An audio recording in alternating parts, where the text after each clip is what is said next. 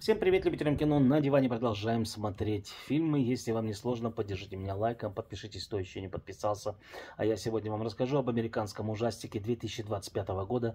Называется он «Помешанная на контроле».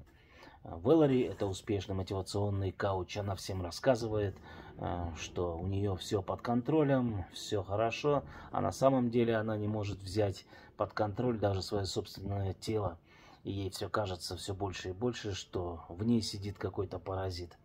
И когда она встречается со своим отцом, она понимает, что это, оказывается, семейное проклятие. Попробуйте посмотреть этот фильм. Я ему поставил 4 балла.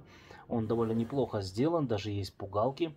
Длится он 1:40. Это тоже не длинный фильм для ужастика, поэтому я думаю, что те, кто любят такой жанр, думаю, вам понравится. Мне вот на такую оценку. Спасибо за поддержку и побольше нам хорошего кино.